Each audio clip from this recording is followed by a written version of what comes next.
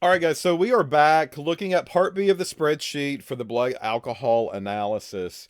And as I told you in the last video, I went through, looked at the duplicates, and keyed in the duplicate information into the spreadsheet so you can see that here. Duplicate for standard number one, remember that was an issue. That person made the standard the wrong way. The areas did not make any sense. And in addition to that, they left out the internal standard. Both of those on their own is enough to leave out that standard. It is not prepped the right way. We cannot include it. But the other standard, the duplicate, that was probably made by someone else that actually paid attention and did their job the right way. So all of that information is now in the spreadsheet for us to use. So we need to continue on to talk about what else? What needs to go on before we start to get these curves that we need to do something with? Because again, I am far from solving for blood alcohol right now. All right, so the next thing that you probably want to do, notice it says average right here in the spreadsheets. And some of these cells are colored and some of the cells have no color in them at all. They're just totally blank or white. And what this is representing is the average of the areas from standard number 6, the average of standard 5, the average of standard 4, the average of standard 3, the average of standard 2, the average of standard 1, and so forth. So in order to do that, we'll get Excel to do the calculation for us. We do not like to manually key in stuff or manually calculate on a phone or a calculator and key them in later. We get Excel to do all the work. So I'm going to start off with the equal sign, and I'm going to type in the word average, A-V-E-R-A-G-E, and then I'm going to open the parentheses up, and I'm going to take my mouse, and I'm going to click 13717 and drag down to the second cell below it, and then I'm going to hit enter. And when I do that, it will calculate the average of those two numbers, and it will populate that into the cell. I'm going to then do that again for standard 4, standard 3, standard 2, standard 1, and then all the way down to the blank. So I'm going to hush, and I'm going to quickly key these in. Again, equal, and then A-V-E-R-A-G-E. Open them up, highlight the two numbers, so click and drag down, and then hit enter. So there's the average for that one.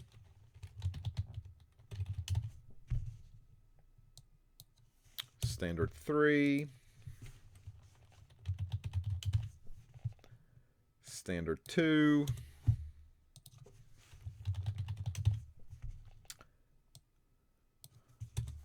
oh sorry, 6, 5, 4, 3, 2. That one was standard 2.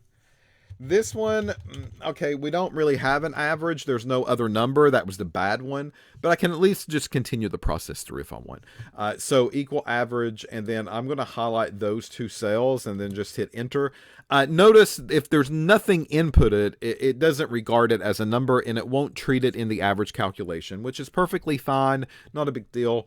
But let's say that later on we remake it, we rerun it, and we want to key in that number into this, and let's say that that new one was ran, and we got an area of like 567. So I can type in 567 here, and it would automatically update it with an average like it did everything else. But I'll leave it blank. I do not put zeros in. If I put zeros in, it thinks that's a legit number, and it will take an average using 0 as one of the data points. So stay away from that. Just leave them blank. And then finally, okay, well, 1 0 and 1 0, whatever. So 0 plus 0 divided by 0. If I do that and hit enter, it's going to give me 0 as an answer. All right. So those are the averages of the areas of the ethanol. All right. So now the area of the propanol. Okay. Well, here's the problem. This has a mistake. And this mistake should include an average for the propanol one as well. So I'm going to come over here, and that's the column I'm going to use. Hopefully by the time you get your spreadsheet template, it will be fixed and it will be in the right spot and it will be labeled appropriately. But for the sake of this spreadsheet template, that was a slight little mistake that happened. So again, I'll try to remember. I'll go back and fix.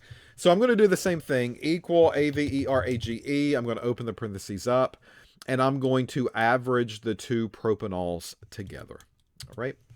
So I'll continue to do that as we work ourselves down. So standard 5,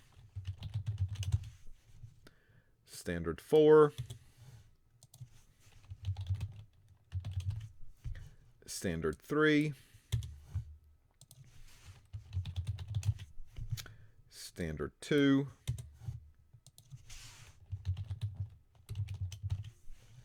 standard 1, and then I can do it here as well. Even though we know it's going to be 0, I can still do it. Nothing in my blanks. All right. So those are the average calculations that will be needed for the area of the ethanol and the area of the propanol. Okay. Next up, once we get these average values that we have ran duplicates against, we will then calculate what we call a ratio. All right, so what is a ratio and why do we use it?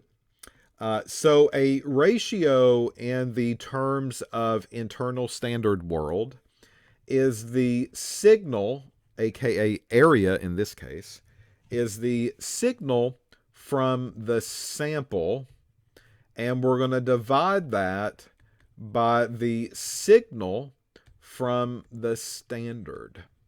And this is the internal standard. And this is why. The internal standard, this value should remain constant. Therefore, it should not change on us. If it does change, then we need to scale accordingly. So if the internal standard goes down, then we need to make sure that our sample goes down as well. And if so, that kind of makes sense. And then we can scale that up or scale it down in order to make this thing work a little bit better for us.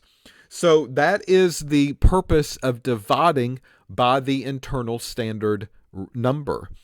It is to help ensure that things are staying consistent, and if it's not consistent, then this calculation for ratio will scale it up or scale it down as needed based on those slight mistakes. And that's what you're seeing here in a column that says ratio.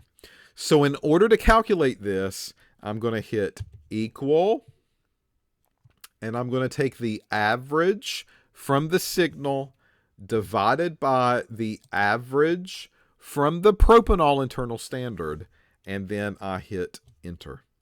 And that gives me a ratio number. All right. I do it again here. I'll take the average divided by the propanol, hit enter. And then I'll do ethanol divided by propanol, enter.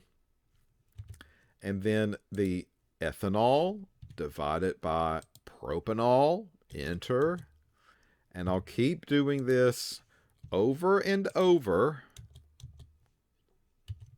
to correct for the imperfections of the injections.